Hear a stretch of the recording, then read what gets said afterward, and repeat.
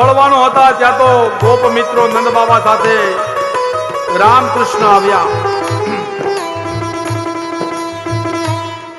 દરવાજામાં પ્રવેશ કરે તે પહેલા જ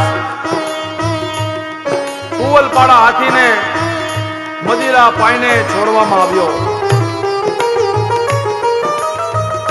રામકૃષ્ણ કુવલપાડી હાથીને માર્યો અને અંદર પ્રવેશ કર્યો છે.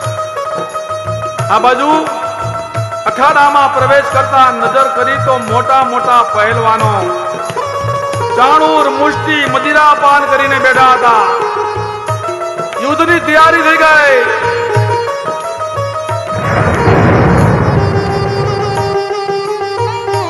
ચારે બાજુ નગારા વાગવા લાગ્યા છે.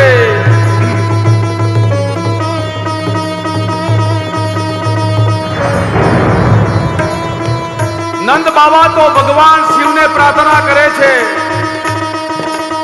મારા કનૈયાને સાચવજે મહાદેવ. 11 મણ લાડુ તમને અર્પણ કરીશ.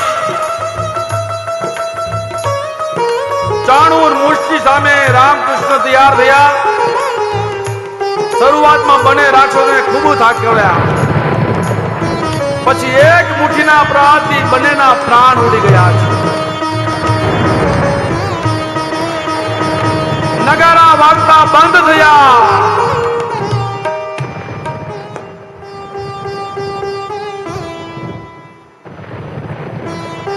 કંસ ગભરાયો. આ છોકરાઓને મારી નાખો, નંદને મારી નાખો, વસુદેવને મારો. સૈનિકોને આજ્ઞા આપવા લાગ્યા ત્યાં તો કનૈયો દોડ્યો છે સીધો મંચ પર.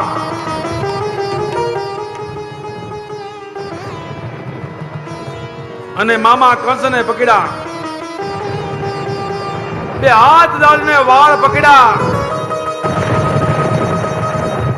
ઉપર પછાડ્યો. કંસના પ્રાણ નીકળી ગયા. આકાશમાંથી ધુંધુભી નગારા વગાડવા લાગ્યા.